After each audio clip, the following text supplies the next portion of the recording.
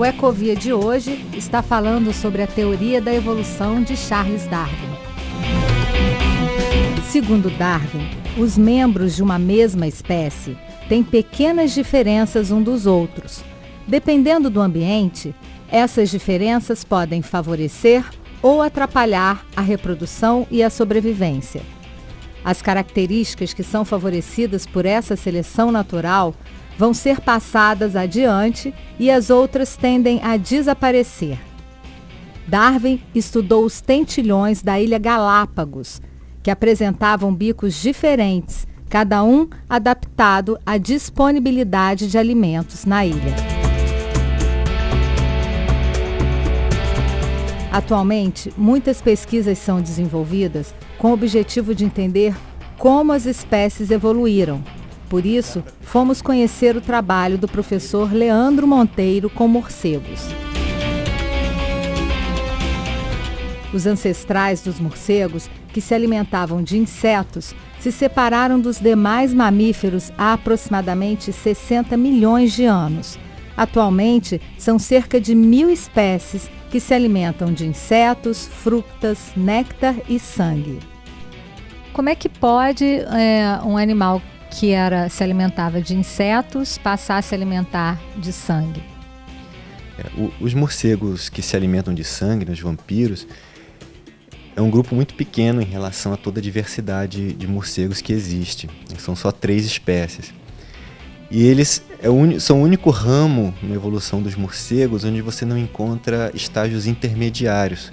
Para todas as outras especializações, nectarívoros, frugívoros, você tem morcegos que se alimentam de outras coisas também, e dá para perceber de que maneira eles foram se modificando aos poucos. No caso dos vampiros, não existe nenhum fóssil e nenhuma forma muito clara existente que se alimenta de sangue e outras coisas.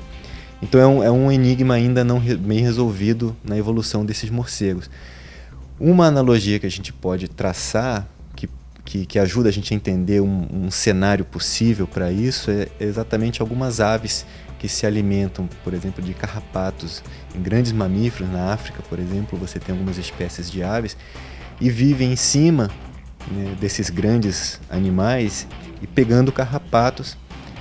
Grande parte da alimentação delas então já é de sangue, só quem está extraindo o sangue é o carrapato.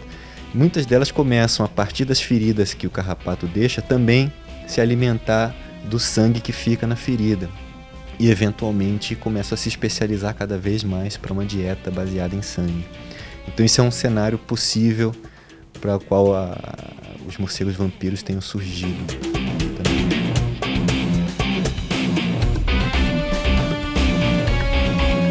Os morcegos eles evoluíram durante os últimos 60 milhões de anos e foram se diversificando em várias famílias diferentes. Uma delas, que é a mais comum aqui no Brasil, na América do Sul, são os que eles têm uma estrutura no nariz que é chamada de folha nasal. E essa família ela foi se diversificando nos últimos 30 milhões de anos, mais ou menos, se especializando. Diferentes ramos da árvore evolutiva dessa família foram se especializando para se alimentar de diferentes dietas. Então eles conseguem até ser o que a gente chama de onívoros, se alimentam de qualquer coisa, animais, insetos, frutos, pólen, néctar. E isso vem junto com muita diferença morfológica. Esses que comem néctar e pólen, eles têm o focinho muito comprido. Os que comem frutos geralmente têm a cara bem curta.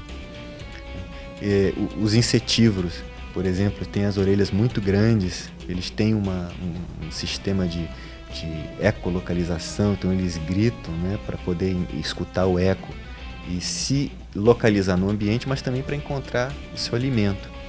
Então eles são muito sofisticados, né, com relação à anatomia do ouvido, a parte da orelha e toda a produção do som, por conta dessa adaptação, dessa especialização que eles têm. Um deles especificamente tem essa listra meio branca assim no dorso. Tem alguma função específica isso? Tem muitas espécies de morcegos que se alimentam de frutos que têm listras brancas no dorso, na cabeça, de diferentes maneiras. E a hipótese que se considera para essas listras é é que elas ajudariam a esconder o animal na vegetação, porque essas espécies elas dormem nas árvores, no meio da folhagem, ao invés de entrar dentro de um abrigo, de uma caverna, de um forro de casa, ou de um oco mesmo, elas ficam do lado de fora, no meio das folhagens mais densas das árvores. E essas listras ajudam a camuflar, a esconder o animal no meio daquela folhagem. Para facilitar o estudo desses animais, a equipe do professor Leandro começou a montar esse acervo. Breno é o responsável por organizar esse material. Bom, são duas técnicas de preservação, em meio líquido e meio seco. Em meio líquido, primeiramente, após a gente capturar os bichos em campo, a gente deixa eles imersos em formol durante uma semana e depois a gente passa direto para o álcool 70 para preservar eles, e a gente conseguiu observar algumas características do bicho, né, que ficam preservadas em álcool. E tem outro tipo de preparo também, que seria um preparo em meio seco, que aí a gente consegue analisar outras características, por exemplo, a coloração do pelo, né, a bandagem do pelo e outras características que não são possíveis a gente observar em álcool, quando o bicho está preservado em álcool, né? E aí, o que vocês fazem aqui, nesse caso, para preservá-los assim? Tem algum processo específico? Bom, para o preparo deles, então, a gente abre eles, né, retira todo o tecido muscular, as vísceras, o tecido ósseo, e preenchemos com algodão por dentro. Aí mantivemos ele em temperatura adequada, com naftalina para evitar algum tipo de predação por algum besouro, algum bicho, né? E eles vão ficar assim, determinados, se forem bem preservados, né, nas condições ideais, vão ficar por centenas, décadas e centenas de anos, podendo assim ser estudados no futuro também, né, por outros pesquisadores. Então essa importância de se ter uma coleção como essa? Sim, exatamente. A gente, além de ter a necessidade de você, quando você faz algum estudo em algum local, você ter aquele material testemunho, né, para você confirmar realmente que você capturou aquele bicho, que ele estava lá. Para isso também serve uma coleção científica. O outro motivo seria também exatamente esse, né? Você preserva por décadas, por muito tempo, e permitindo que outros pesquisadores, às vezes essa espécie pode ficar extinta, né? E aí outros pesquisadores vão ter acesso a ela também. Uma parte da pesquisa é feita diretamente no campo. Por isso fomos com eles até a Reserva Biológica União. Inicialmente a gente começou com um estudo de um inventário dos morcegos para saber que espécies ocorrem aqui e, a partir dessas espécies, quais são os serviços ecológicos que elas realizam. Então, conhecendo um pouco melhor essa comunidade, a gente pôde então encontrar algumas espécies-alvo que permitiriam estudos mais prolongados, mais detalhados. Então, essa espécie que a gente está estudando mais agora, a Carolia perspicillata, é um morcego muito comum nas áreas de baixada aqui do Rio de Janeiro, e ela se alimenta muito nessas áreas de baixada de plantas que são importantes no processo de regeneração. E a gente estuda então a sobrevivência a longo prazo, vários aspectos da biologia desses animais, da ecologia, processos evolutivos que eles estão passando aqui dentro. E a importância do morcego, qual é? Do ponto de vista ecológico, os morcegos eles cumprem diferentes papéis no ecossistema. Por exemplo, eles se alimentam de insetos, uma grande parte deles se alimenta de insetos.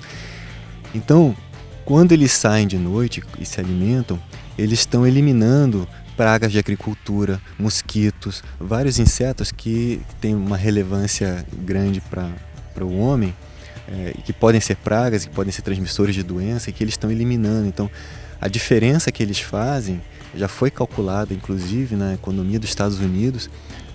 Se alimentando de pragas, eles economizam milhões de dólares em inseticidas, em defensivos agrícolas que são utilizados. Então, eles fazem uma diferença muito grande para a produção de alimentos, para a saúde humana, nesse controle de população de insetos.